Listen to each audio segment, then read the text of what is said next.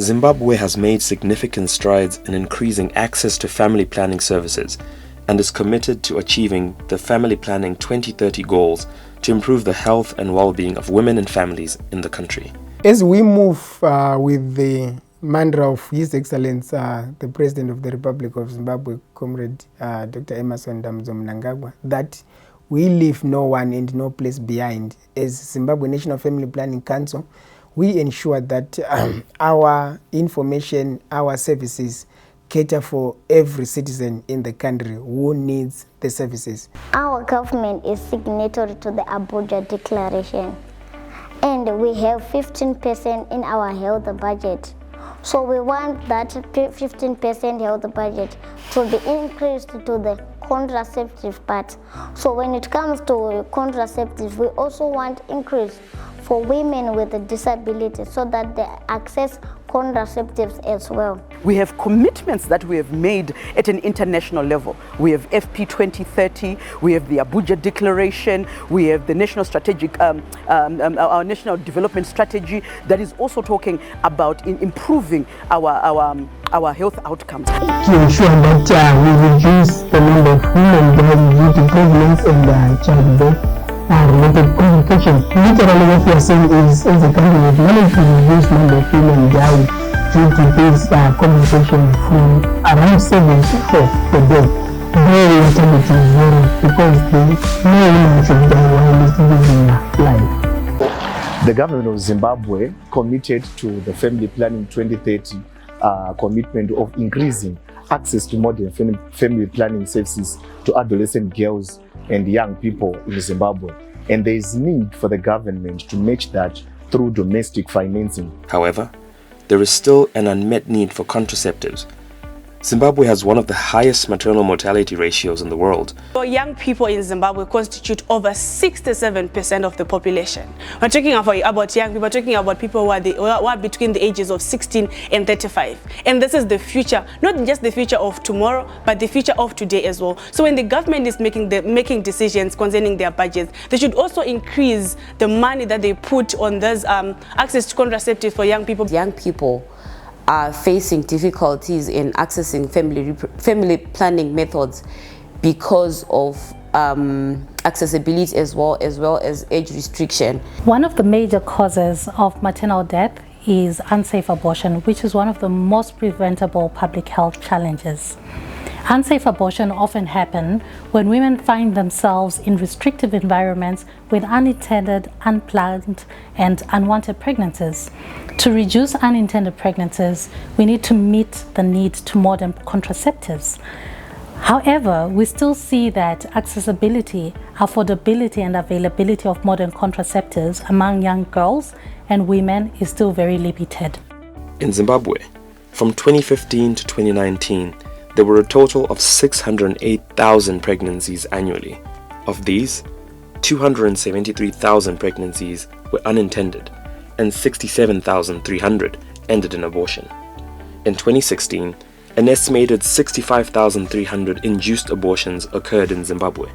This translates to a rate of 17 abortions for every 1,000 women aged 15 to 49. But we cannot continue burying our heads in the sand and pretend that modern contraceptives are always 100% effective.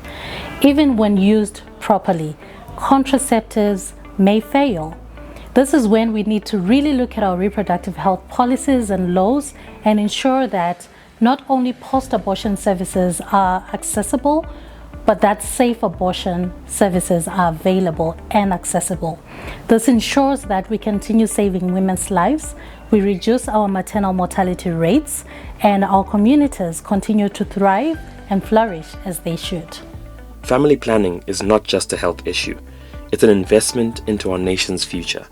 Research shows that for every $1 invested in family planning, countries can save up to $3 in maternal and infant health costs. As a country, we need to start seriously having a conversation around sustainable health financing. As FP 2030 and also speaking on behalf of the CSOs in Zimbabwe who provide family planning services, we would like to encourage the government or to support the government in its efforts to increase domestic funding for family planning.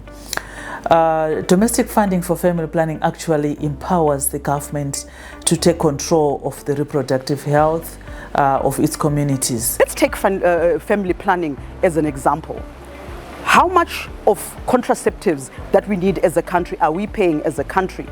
Currently, we have an entity like the UNFPA that are putting money towards our contraceptive needs. But what they are doing is they are saying for every dollar our government puts, they will match it. So if our government puts $2, they will only give us $2. If our government puts $10, it means we get more. So what do we need to do? We need to ensure that our national budget actually puts in a big chunk of money towards our family planning. Because as we do this, we are meeting our contraceptive needs as a country. We are also reducing a number of the challenges that we have seen, those poor health outcomes that usually come when we are not putting enough towards family planning. But we are all aware that any investment put into family planning will save some there's some economic benefits to the government, there's economic benefits to the government of Zimbabwe. Therefore, I just want to say as FP 2030, we'll be supporting the government, working together with the government to increase domestic funding for family planning services in the country. Investing in family planning empowers women and girls. When they can control their reproductive health, they are more likely to pursue education and participate in the workforce, driving economic growth. Studies show that educated women are more likely to invest in their family's health and education, creating a ripple effect that benefits entire communities. Family planning is essential for achieving the Sustainable Development Goals, particularly Goal 3 of good health and well-being. If we access contraceptive for women with disability, it will be easy for them because some of them, they are not accessing the contraceptive due to leakage of the services they are feeling and also to medication. So if people are accessing that medication, it will also increase our economic and as women with disability as well.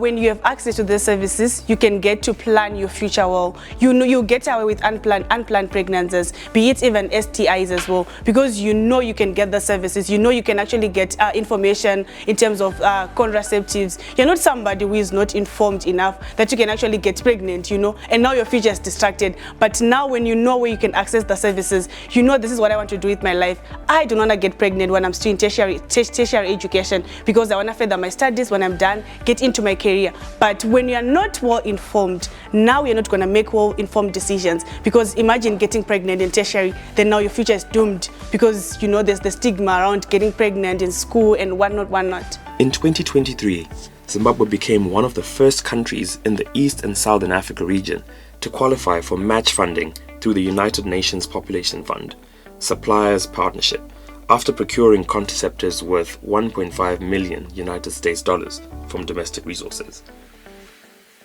Donors kick in what they are calling a transitioning fund or a transitioning period or a transitioning strategy. In this case, what they're essentially saying is, if we were giving you $20, we will be giving you 10 and eventually 5, and before long, nothing at all. So what are we saying? As a country, we need to start thinking about our own domestic resources for financing our health. We need to start thinking about how do we fully support the needs that we have in our public health sector. We have also managed as a country to step up the budget allocation for family planning to increase financing for the procurement of contraceptives. Of late, for the past 2 years, close to $3 million has been invested in family planning, and through that, Zimbabwe has become the first country to benefit from the UNFPA Supplies Global Partnership to receive match funding and also to complement government initiatives and investment. We really acknowledge some of the funding partners like UNFPA, USAID, who have been supporting the government to provide family planning services in the country. And UNFPA actually signed a compact of agreement with the government of Zimbabwe. This is a great move where the government of Zimbabwe agreed to signing the compact agreement, where they can match fund any funding from the donor, like UNFPA funding for contraceptives, is matched by the government. We are also calling for more and improved resource mobilization from our partners, development partners, civil society organizations, corporate world, as well as the business world, to ensure that we resource the national family planning programming and also ensure that the services are easily accessed and our communities benefit from the services. Now is the time to invest in family planning in Zimbabwe. How do we improve all of those? This is how we do it, by sustainable health financing and making sure that we are paying for our own health outside of that donor funding that we have traditionally been getting. We can ensure every young person has the opportunity to thrive. Together, we can build a healthier, more prosperous future for all.